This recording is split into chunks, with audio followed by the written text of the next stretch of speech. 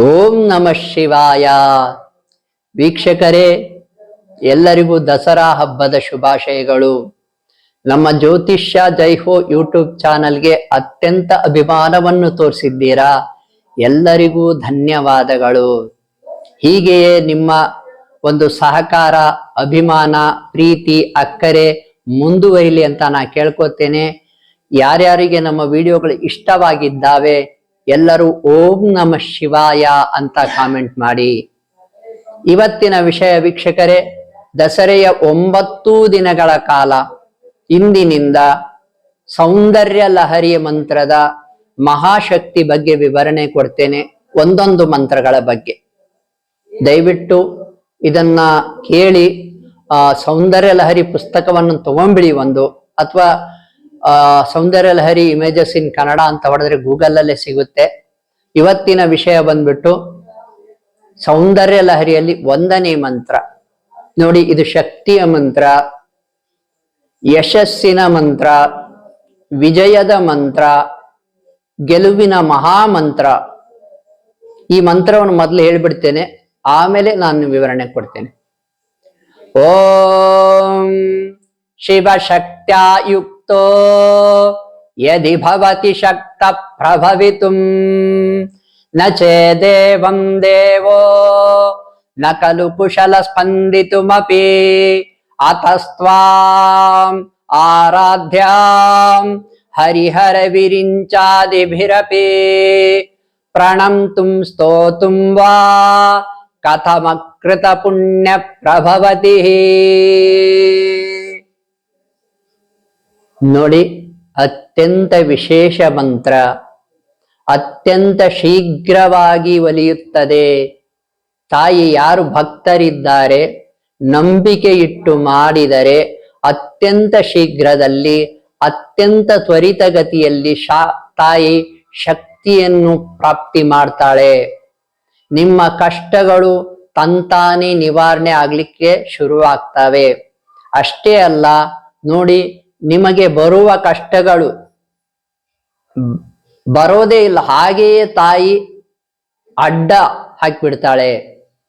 ಆ ದಾರಿಯಲ್ಲೇ ಅವನ್ನ ನಾಶ ಮಾಡಿಬಿಡ್ತಾಳೆ ಸಾಕಷ್ಟು ವಿಷಯಗಳನ್ನ, ಕಷ್ಟಗಳನ್ನ. ನೋಡಿ, ಶತ್ರುಗಳ ವಿರುದ್ಧ ಹೋರಾಡ್ಲಿಕ್ಕೂ ಕೂಡ ಮೊದಲು ಶಕ್ತಿ ಬೇಕಲ್ವಾ? ಆದ್ದರಿಂದ ಈ ಶಕ್ತಿ ಮಂತ್ರವನ್ನ ಸೌಂದರ್ಯ ಲಹರಿ ಪುಸ್ತಕದಲ್ಲಿ 1ನೇ ಮಂತ್ರ ಇದೆ.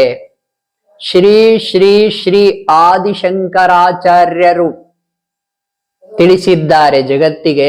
ನೋಡಿ, ಅದ್ವಿತೀಯ ಯಶಸ್ಸಿನ ಮಂತ್ರ. ನಮಗೆಲ್ಲರಿಗೂ ಸುಲಭವಾಗ್ಲಿ ಅಂತಾನೆ ಶ್ರೀ ಶ್ರೀ ಶ್ರೀ ಆದಿಶಂಕರಾಚಾರ್ಯರು ಈ ರೀತಿ ಮಂತ್ರಗಳನ್ನ ನಮಗೆ ಕೊಟ್ಟಿದ್ದಾರೆ. ಈ ಮಂತ್ರಗಳನ್ನ ಅತ್ಯಂತ ನಂಬಿಕೆ ಇಟ್ಟು ಭಕ್ತಿಯಿಂದ ನೀವು ಧ್ಯಾನಿಸಿದರೆ ಶಕ್ತಿ ಪ್ರಾಪ್ತಿ ಖಂಡಿತ.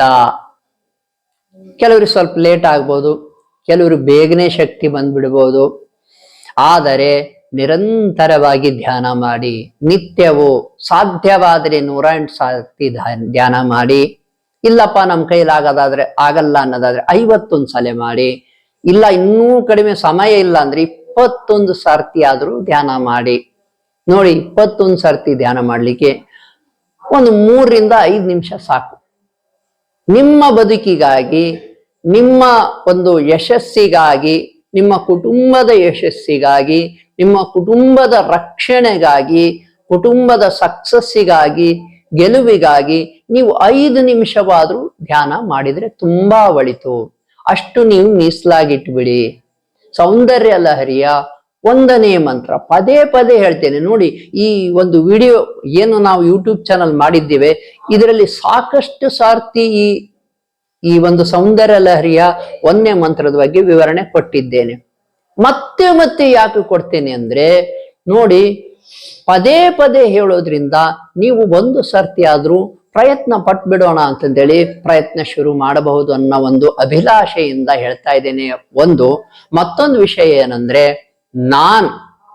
ನಾನೇ ಸೊನ್ನೆಯಾಗಿದ್ದಾಗ, ನನಗೆ ಬದುಕಿನಲ್ಲಿ ದಾರಿಗಳೇ ತೋಚುತ್ತಾ ಇರಲಿಲ್ಲ, ಆಗ ಬದುಕು ಯಾವ ಕಡೆಗೂ ಮೂವ್ ಆಗ್ತಿರ್ಲಿಲ್ಲಲ್ಲ, ಆವಾಗ ನಾನು ಈ ಮಂತ್ರವನ್ನು ಧ್ಯಾನಿಸಿದೆ. ನನ್ನ ಗುರುಗಳು ಹೇಳ್ಕೊಟ್ರು, ನಾನು ಈ ಮಂತ್ರವನ್ನ ಧ್ಯಾನಿಸೋಕೆ ಶುರು ಮಾಡಿದೆ. ಬದುಕು ತಂತಾನೇ ಬೆಳಕಿನ ಕಡೆಗೆ ನಡೆದುಕೊಂಡು ಹೋಯಿತು. ಅಷ್ಟೇ ಅಲ್ಲ ವೀಕ್ಷಕರೇ, ಲಕ್ಷಗಟ್ಲೆ ಈ ಧ್ಯಾನವನ್ನು ಮಾಡಿದ್ದೇನೆ. ಸೌಂದರ್ಯ ಲಹರಿ ಧ್ಯಾನಗಳನ್ನ ನಾನು ವಿಶೇಷವಾಗಿ ಬೆಳಿಗ್ಗೆ 1 ರಿಂದ 1.5 ತಾಸು ಧ್ಯಾನ ಮಾಡ್ತಿದ್ದೆ. ಸಾಯಂಕಾಲ ಕೂಡ ಹತ್ತತ್ರ ಅರ್ಧ ಗಂಟೆಯಿಂದ 1 ತಾಸು ಧ್ಯಾನ ಮಾಡ್ತಿದ್ದೆ. ಹೀಗೆ ಧ್ಯಾನ ಮಾಡಿ ನಿಜಕ್ಕೂ ಹೇಳ್ತೀನಿ, ನಾನು ಏನು ಸಂಕಲ್ಪ ಮಾಡಿ ಪೂಜೆ ಮಾಡಿದ್ನಲ್ಲ, ಈ ಶಿವಶಕ್ತಾಯುಕ್ತೋ ಮಂತ್ರವನ್ನ ಧ್ಯಾನ ಮಾಡಿದ್ನಲ್ಲ, ಆ ಸಂಕಲ್ಪ 5 ತಿಂಗಳಲ್ಲಿ ಈಡೇರಿತ್ತು. ಅಸಾಧ್ಯವೇ ಆಗಿದ್ರೂ ಕೂಡ ಅಸಾಧ್ಯವಾಗಿದ್ದ ಸಂಕಲ್ಪವೇ ಕೇವಲ 5 ತಿಂಗಳಲ್ಲಿ ಈಡೇರಿತ್ತು. ಅಷ್ಟು ದೃಢ ನಂಬಿಕೆಯಿಂದ ಆ ಕೆಲಸ ನಡೆದೇ ತಿರುತ್ತೆ, ತಾಯಿ ಆಶೀರ್ವಾದ ಸಿಕ್ಕೇ ಸಿಗುತ್ತೆ ಅಂತ ನೀವು ದೃಢ ನಂಬಿಕೆಯಿಂದ ಈ ಮಂತ್ರಗಳನ್ನ ಮಾಡಿ, ಒಂದಲ್ಲ ಒಂದು ದಿನ, ನಾನು ಇಷ್ಟು ತಿಂಗಳು ಅಂತ ಹೇಳಲ್ಲ, ಇಷ್ಟು ವರ್ಷ ಅಂತ ಹೇಳಲ್ಲ, ಈ ತಾಯಿ ಆಶೀರ್ವಾದ ಯಾವತ್ತು ಬೇಕಾದ್ರೂ ನಿಮಗೆ ಸಿಗಬಹುದು. ನಾನು ದಿನಗಳ ಲೆಕ್ಕ ಕೊಡಲ್ಲ, ಆದರೆ ಶಕ್ತಿ ಮಾತ್ರ ಖಂಡಿತವಾಗಿ ದೊರೆಯುತ್ತದೆ. ಸೌಂದರ್ಯ ಲಹರಿ ಪುಸ್ತಕವನ್ನ ಒಂದು ತಗೊಂಬಿಡಿ. ಈ 9 ದಿನಗಳ ಕಾಲ ಆ ಸೌಂದರ್ಯ ಲಹರಿಯ ಮಂತ್ರಗಳ ವಿಶೇಷತೆಯನ್ನು ತಿಳಿಸ್ತೇನೆ. ವೀಕ್ಷಕರೇ, ಧ್ಯಾನಿಸಿ ಶಕ್ತಿಯನ್ನು ಪಡ್ಕೊಳ್ಳಿ. ಮತ್ತೊಂದು ವಿಷಯ ಏನಪ್ಪಾ ಅಂದ್ರೆ, ನಮ್ಮ ಯೂಟ್ಯೂಬ್ ಚಾನಲ್ಗೆ ಯಾರು ಬೇಕಾದರೂ ಕರೆ ಮಾಡಬಹುದು. ಯಾರು ಮಾಟ ಮಂತ್ರದಿಂದ ತೊಂದರೆಗೊಳಪಟ್ಟಿದ್ದಾರೆ, ಬಾನಾಮತಿ, ವಾಮಾಚಾರ ಈ ದೋಷಗಳಿಂದ ತೊಂದರೆಗೆ ಒಳಪಟ್ಟವರು ಸಾಕಷ್ಟು ಜನ ನಮಗೆ ಕರೆ ಮಾಡಿದ್ದಾರೆ. ನಮ್ಮ ಸಲಹೆಯನ್ನು ಕೇಳಿ ಈಗ ಆಚರಣೆಯನ್ನು ಮಾಡ್ತಾ ಇದ್ದಾರೆ, ಮಂತ್ರಗಳನ್ನು ಧ್ಯಾನಿಸ್ತಾ ಇದ್ದಾರೆ. ಅಷ್ಟೇ ಅಲ್ಲ, ನಮಗೆ ಚೆನ್ನಾಗಿ ಫೀಲ್ ಆಗ್ತಿದೆ ಗುರುಗಳೇ ಅಂತ ಫೋನ್ ಮಾಡಿ ಎಲ್ಲರೂ ತಿಳಿಸಿದ್ದಾರೆ. ನಾವು ಏನು ಎನರ್ಜಿ ಕಡಿಮೆ ಇತ್ತು, ಉತ್ಸಾಹ, ಆ ಉತ್ಸಾಹ ಬಂದಿದೆ ಅಂತ ಹೇಳ್ತಾ ಇದ್ದಾರೆ. ಎನರ್ಜಿ ಅಂದ್ರೆ ಇದು ಉತ್ಸಾಹದ ಎನರ್ಜಿ ಅಂತ ಹೇಳ್ತಾ ಇದ್ದೇನೆ ಹೊರತು ಮತ್ತೆ ಬೇರೆ ಏನು ಅಲ್ಲ.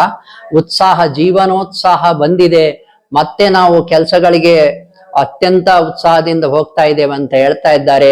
ಹಾಗೆ ನಿಮ್ಮಲ್ಲಿ ಅಥವಾ ನಿಮ್ಮ ಹತ್ತಿರದಲ್ಲಿ ಯಾರಿಗಾದ್ರೂ ವಾಮಾಚಾರದ ತೊಂದರೆಗಳಿದ್ರೆ ದಯವಿಟ್ಟು ನಮ್ಮ ಯೂಟ್ಯೂಬ್ ಚಾನಲ್ಗೆ ಕರೆ ಮಾಡಿ.